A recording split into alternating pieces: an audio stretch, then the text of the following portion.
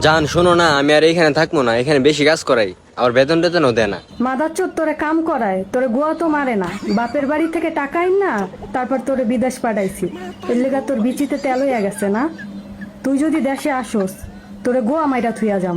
এরম বউ যার কপালে আছে তার হুকা মারা শেষ। ও শোনা, পাশের বাড়ির ভাবির কি অবস্থা? ভাবি নাকি অসুস্থ, দেখতে গেছো নি তুমি? ওরে মাদারচোদ সারাদিনে আমারে একটা ফোন দাস না, সারাদিন কাম কাম করস, পাশের ঘরে ভাবির লগে প্রেম করস। ভাবি রাইত হইলে পুটপুট করে, এর লেগেই তো কই ভাবির বাতার নাই, ভাবি পুটপুট কার লগে করে। তুই বাংলাদেশে আবি না, তুই খালি বাংলাদেশে আয়, তোর বিচি বেচে আইফোন কিনি। বিয়ে করার চিন্তা ভাবনা আজকে থেকে বাদ। আলহামদুলিল্লাহ কবুল। আলহামদুলিল্লাহ, আল্লাহ তোমাদের সংসারে রহমত বরকত দান করুক, আমিন। তা হবে না, তা হবে না, তা হবে না, তা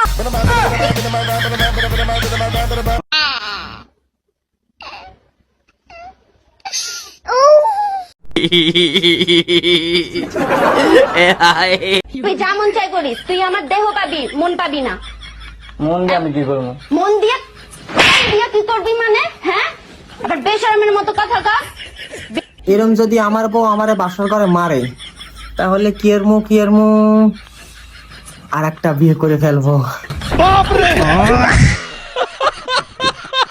কইছো না কাজে যাইবা না?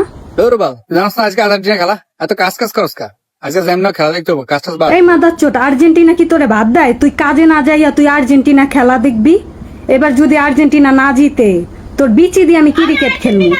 না না শোনা, আজকে আমি আর খেলা দেখবো না রে। যদি আর্জেন্টিনা স্পেনের সাথে হারিয়ে যায়, তাহলে তো আমার সম্পদ থাকবে না রে। আমি ভাবছি একটা বিয়ে করব, সেইটা আর হবে না রে।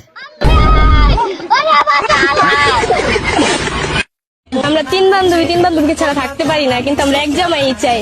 যদি আমাদের ভাত কাপড়ের দায়িত্ব নিতে চান, তাহলে বান্ধবী এক জামাইয়ের কাছে যাইতে চাই। যদি কেউ ভাত কাপড়ের দায়িত্ব নিতে চায়, তাহলে কমেন্ট করি। তাই তুমি তিন বলো তো কি? আমরা তিন বান্ধবী একসাথে থাকতে চাই সারা জীবন, এটাই। আর আমরা তিন বান্ধবী এক বান্ধবীকে ছাড়া থাকতেই পারি না। আমি কি করতে হবে? আমাদের এক জামাইকে বিয়ে করতে তিনজনই। আলহামদুলিল্লাহ, আমি রাজি আছি। তাড়াতাড়ি কাজী আন, আমি গেলাম। গাড়ি স্টার্ট কর।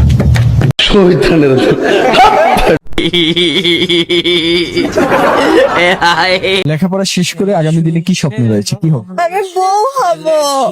আমি রাজি, 1 সেকেন্ডের মধ্যে আসতেছি। আমার চাকরি বাকরি ভালো লাগে না।